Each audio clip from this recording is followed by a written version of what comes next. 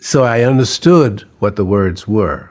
Mind you, my accent is still pretty poor. Long story short, I went in and I auditioned for them, and they said, thank you. They said, we'll let you know. And they did indeed let me know. And the note came that I wasn't selected. I was crestfallen. So I couldn't give it up. So I went back to them. I walked in, and there was a lady at the kind of like the desk. And I said, I took an audition the other day, and I wasn't accepted.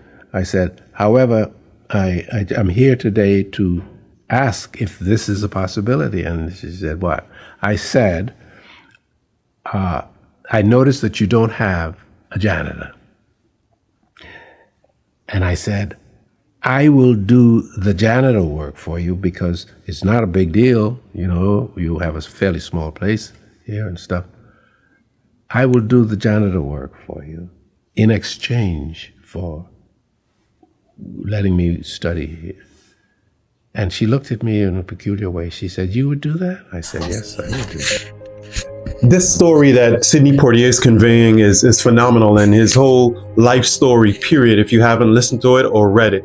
But in this instant, he was auditioning for the Harlem Repertory Theater so he can attend classes there and learn about acting, because at this point, he knew nothing about acting. And they basically said, you're not good enough.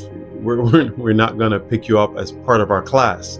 And he said, well, he looked around, he saw they needed a janitor. If I be the janitor, would you allow me to take classes here? Because he just wanted to learn, you know? And so what happened was he came back, the lady hadn't spoke to the guy in charge. So he went to him. Eventually, he kept coming back. Eventually, they let him work as a janitor in order to participate in classes. And as we know, the rest is history. He was caught another time after that, and his classmates had to vote him in, but we see what he became. Legendary. His whole story is legendary, even from his birth when they didn't think he was going to live. But the point in this is in mindset, because I've been doing posts about setting goals, pursuing dreams, living passionately, and who you become along the journey. The point is that there's going to be obstacles along the way, along your journey.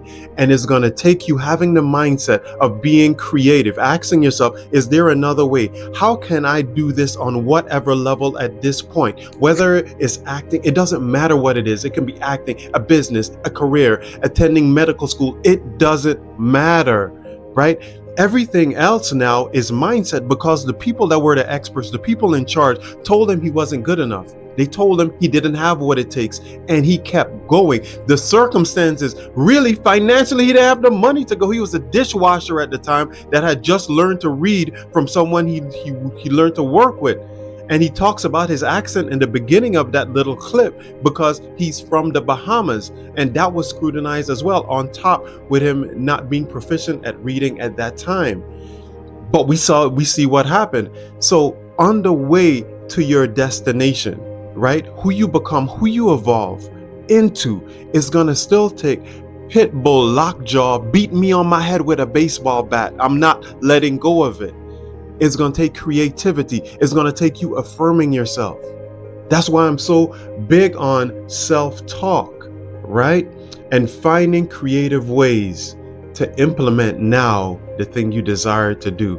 And I'm going to talk about that even more, the acting as if, and how that programs the brain and the body. Blessings. Have a great day.